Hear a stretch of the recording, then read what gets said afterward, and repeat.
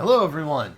As you know, probably by now, we had a Feh Channel last night, amongst a bunch of other stuff, and since I had pre-recorded a video, and then also put a video out yesterday morning, and then also covered the leak that IS did themselves, I decided not to cover it last night, because I was tired and I had work in the morning.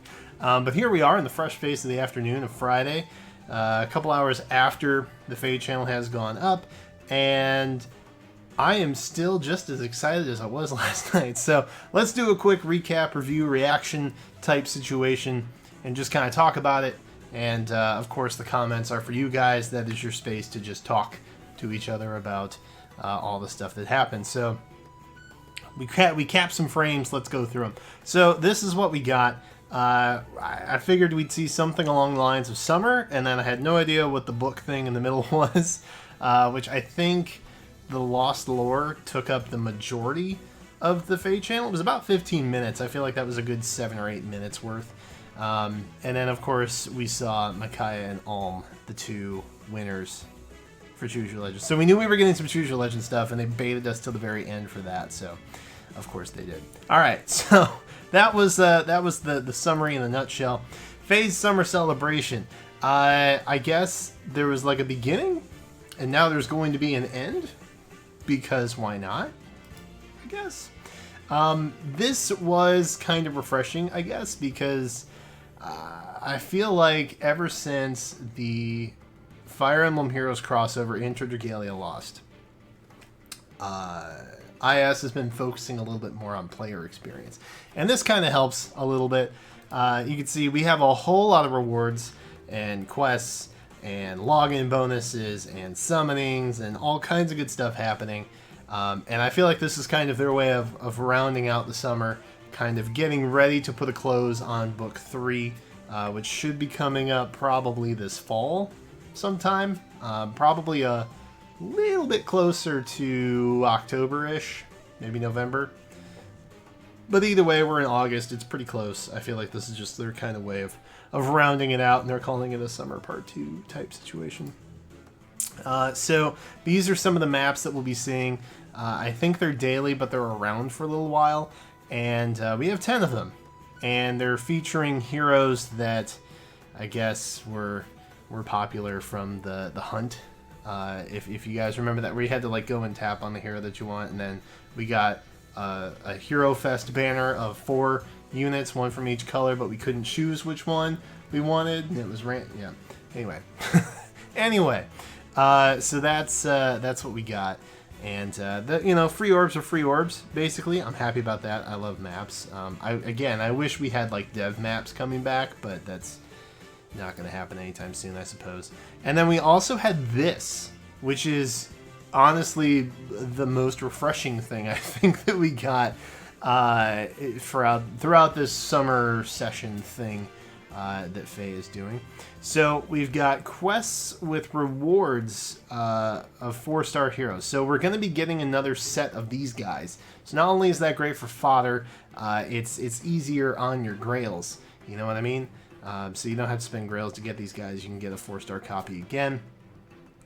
New challenges, new quests every 2 days. So I think it's alive for like 24 days. I think math is hard. Yes, 12 times 2 is 24. So pretty much the rest of the month we'll be getting these things, which is nice. And again, free 4-stars are great. There's some decent fodder kind of chunked in here. And Aversa still to this day is kind of one of the better Ether Raids units that you could get that are free to play. So there you go. All good things happening. And then we had daily summonings, because it's not a Feh Channel without daily summoning events, I guess. No, that's not fair. While Heroes has focused a lot on summoning, especially towards the beginning of the year, and even towards the end of 2018, this blend that they're doing now, where they're focusing more on maps, more on free rewards, more on free units even, that is all very, very good. Because when you have a gacha that's just based on summoning, but you don't really have like a healthy game mode to like do stuff with those units that you summon, the game gets really boring. And then you're just like you're just summoning for stuff, and you know, it's whatever. I mean, I guess Ether Resort is a thing that you can do with your units, but again, I don't know. I need a little more sustenance in my gameplay, and this is helpful. But all of the focus banners from 2018, they're coming back in daily summoning events. They are first orb free, or first summon free rather. I call it first orb, but first summon is free. There's some good banners coming back, man. I'm particularly interested in anything with Micaiah on it because I am one away from a +10. And don't you worry, we're going to talk about Micaiah in just a moment. But there are some good banners on here. Nephany, Mia, and Brave Ike. That's a really solid banner.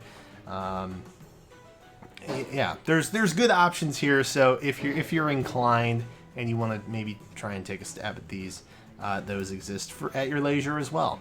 But in my opinion, this banner right here, this Hero Fest banner that they brought back with Tibarn, Nyla, Fallen Tiki, and Surtur. Yikes, that is a powerhouse of a banner. And the rate has been increased to 5. Which, correct me if I'm wrong, I feel like the most recent Hero Fest banner we had was 4%? I could be wrong on that, but I think it was. At least the one I'm thinking of back in the fall that featured Air when she first debuted. I can't remember if the first summer special thing had a Hero Fest banner with 5%, but I think the one last fall was 4%. Anyway, odds don't matter regardless, so it's moot. But it's cool that these guys are all on a banner. Keep in mind, however, this is pretty much just bait. All of this is bait. Because Brave Heroes are coming, and these guys have been around for a while. They will continue to be around for a while because these are all, for the most part, newer units, and we'll likely be seeing more attention, especially Fallen Tiki. The newest Fallen Heroes will definitely be on an upcoming Legendary Mythic banner at some point during the year. But this is a really solid banner. If nothing coming up is really interesting to you, summoning-wise, this banner might have you covered in terms of what you're looking for. And then we got the bulk of what we're looking at from this Feh channel. That was Lost Lore. Lost Lore seems kind of interesting, and I feel like it's their way of using Feh to tie in stories from the other games, given how successful Three Houses is. By the way, have you played Three Houses? It's amazing, and I love it. Church of Dorothea welcomes you. Anyway, Lost Lore looks really interesting.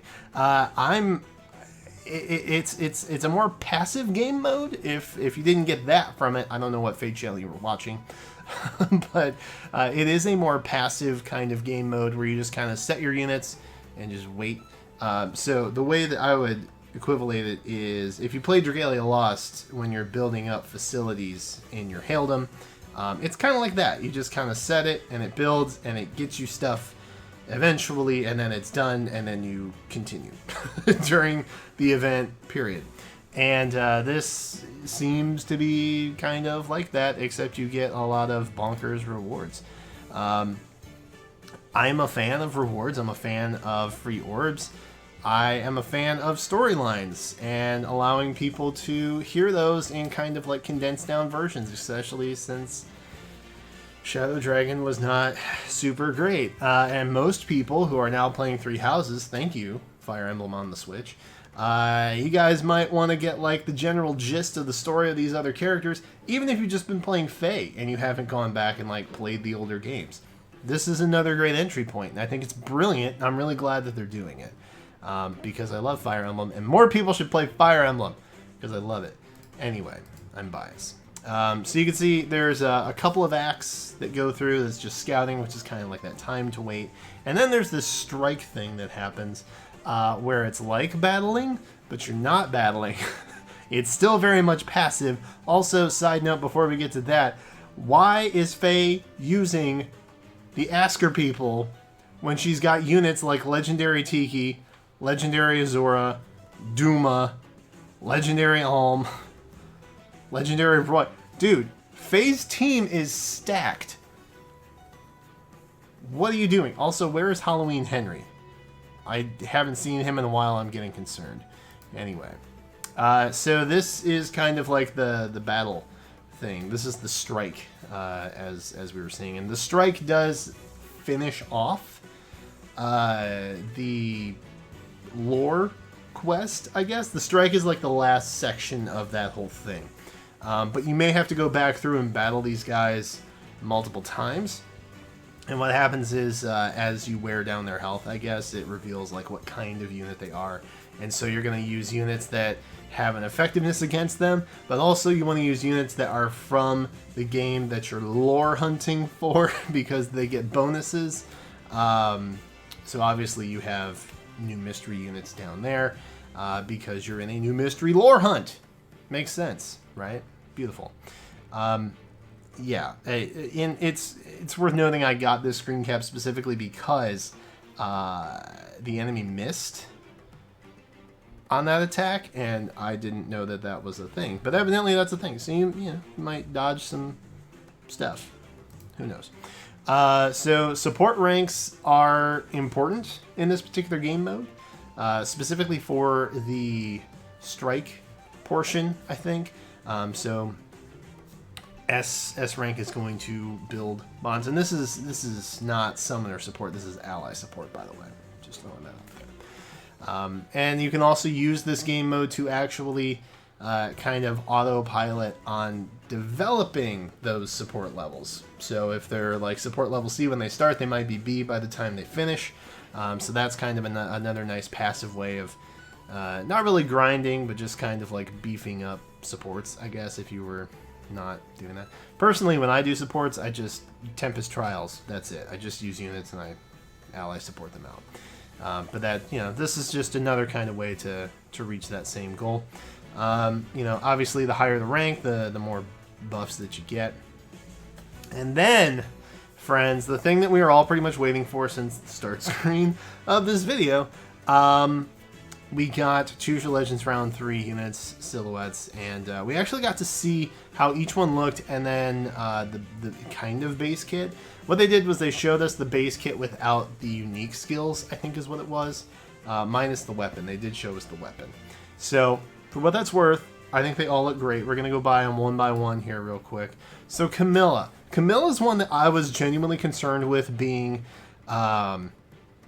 overly fan service heavy and just, I don't know. Like, obviously, Choose Your Legends is pretty much just fan service in general, not necessarily to the extreme extent of fan servicey levels, but it is just kind of a way to give back to the fans, and that's what I mean by that. By letting fans choose, literally, heroes that are going to be in the game. And Camilla was a winner, and I was concerned because A, I feel like she was kind of a hate pick, and B, I feel like she was also kind of a meme pick, and then C, there was like this group of people who also really liked Camilla, who wanted to get her in the game, and it was just, I was slightly concerned. I was a little concerned about how that would all shake out, but we came together as a community, and we were fine, and that's good, so yay us. But Camilla looks amazing, dude. Her getup is fantastic. She is the Light of Nor, so she's like Norian Queen Camilla in this one, and she's actually a colorless staff unit, which is incredible. I'm not even going to try and pronounce the name of most of these weapons, but she does come with attack speed push 4. Her weapon has a might of 14, with a range of 2, and foe cannot counterattack. Nice. If unit initiates combat, grants attack speed +3 during combat, and after combat if the unit attacked, inflicts gravity on target and foes within one space of target. And she's also a flyer, by the way. So that's pretty dope. I'm going to be honest. This, I wasn't really as excited for Camilla, but now that she's a flying healer, which is kind of one of those rare movement and class types, I'm a fan because I love using Halloween Mia, and if Camilla is same movement, same class, I'm sure I'd love using her too. Presently, which this is surprising, Phoenix Master has a poll out on Twitter right now. You should go check it out if you haven't. I think Micaiah is in the lead for who people are going to pick for their free unit most. Interesting. I thought it would have been Camilla. Anyway, that's beyond the point, but Camilla looks great, and I'm glad that they did her justice. Then we had Ellawood. Oh my god. All these units look so good. Which, by the way, we are probably going to try and do a giveaway. Just a heads up. That will likely happen, because I want to share the love of everything that's happening for this particular event. I know we just did the 3 houses giveaway, which everything got sent out for that earlier this week. But I do want to try and give back for this too. And then probably nothing for a while because I'm tapped. But Ellawood looks amazing, dude. This is actually the outfit that we saw him in at the end of Blazing Blade. During, I think, what do they call it? The Ascension Ceremony, I think is what it was called. But Ellawood looks amazing. I'm so happy. Gingers Unite. He comes with Swift Sparrow 3. Because his base unit just had a Swift Sparrow refined in its weapon, so why not? And then we had Nini's Lance, Ice Lance, Ninis, Ice Lance? Anyway, it's effective against dragon and beast foes. Great. It grants speed +3, and if unit initiates combat, grants attack speed, defense, res +4 during combat. So just a whole lot of buffery happening with this weapon. Might of 16, pretty insane. And then he's going to get even more with Swift Sparrow, so just absolute powerhouse, obviously. Lance Cav, if the sprite didn't quite give that away. He's a Lance Cav. And then we had Micaiah. This is the unit that I wanted her to be based on, and I am so happy that it was. Now I just need a staff Micaiah, or a colorless deck. Any colorless Micaiah I will take. She looks so good, and like as soon as I heard the Radiant Dawn music coming in the background, I lost it. I shouldn't be emotional over a mobile game, but I was. So you can see we've got Micaiah's artwork there, her base attack, not a special attack. But she's got attack res bond 4, which is great. I believe she is Green Tome Infantry. I don't think she's a flyer, but you can't see it from the screen grab here, but she does kind of float a bit. So like maybe she's a flyer. It's similar to Yune. And now that I'm thinking about it, she might actually be a Green Tome flyer, which would be even more dope. But even less reason for me to use Yune. Either way. Either way, I'm absolutely full-on Team Micaiah here. I love it. Light of Dawn is the weapon, might of 14, range of 2. And of course, it's a Micaiah, so it's effective against armor and cavalry units. And that is exactly why I love Micaiah's unit so much more than most other units in the game. She's very anti-meta. She loves taking on Emblem teams, and it's incredible. So her defense, probably not super great. I assume she would also have a very high res, very high attack, and probably not super duper speed. But that's okay, because that's, you know, she's here to just nuke stuff. That's what Micaiah does. So her Light of Dawn is effective against armor and cavalry foes, grants res +3, grants bonus to attack speed, defense, res during combat equal to the current penalty on each of the target's stats. Yikes. Calculates each stat bonus independently. So obviously a good panic user, which it kind of helps with the fact that she would have a high ploy type situation going on with her high res. So fingers crossed that she turns out fantastic. I love everything about it. Yes, that's me gushing. And then we had Alm, our first place winner. Alm was the one that I was kind of just like, well, Alm and Camilla. I was most excited for Ellawood and Micaiah, obviously. Alm was kind of just there.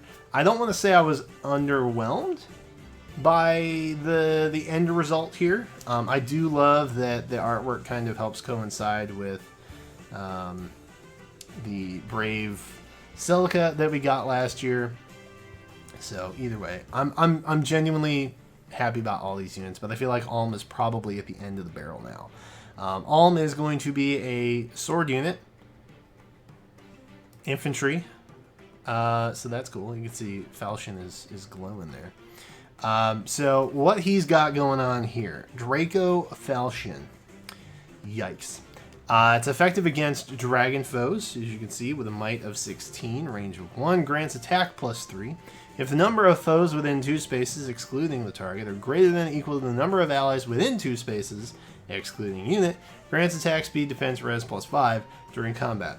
Well, that was a lot. And then Send Scale, which I misspoke earlier, saying that we didn't get any like unique skills in the kits. Send Scale is. So this is going to deal damage equal to 25% of the unit's attack, but after combat, if the unit attack deals 7 damage to the unit. So kind of similar mechanic-wise to Alm's refined Falchion on his base unit. So overall, good.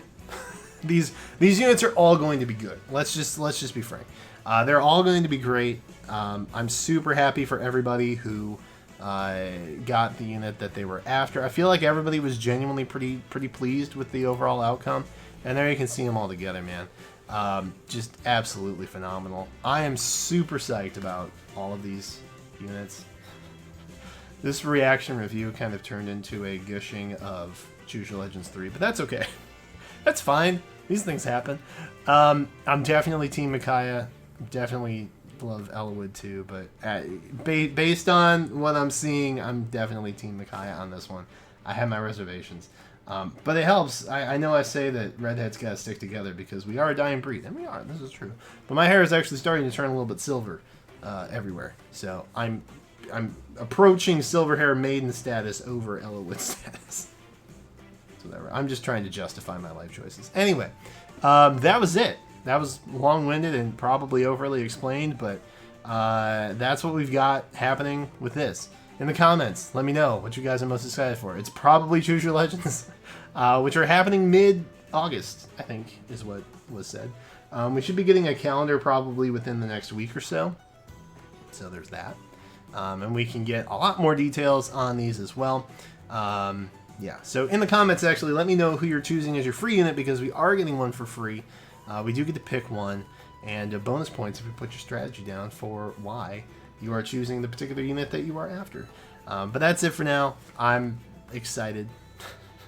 I knew I would be, and it's just all coming to fruition, and it's exciting stuff. But that's what we got it. Thanks, guys, for watching. Subscribe if you like. We'll be doing a lot of Choose Your Legends stuff, and probably doing a lot more Fire Emblem Three Houses streams in the near future, because I'm almost done with my first route, and I will probably be casually streaming on the weekends other routes that I did not choose. So if you want to hang out for that, you can too. But we'll be streaming a lot of stuff. We'll be giving away some stuff. It'll be videos. Just a YouTube channel, I guess. But anyway, thank you guys for watching, and I will catch you next time.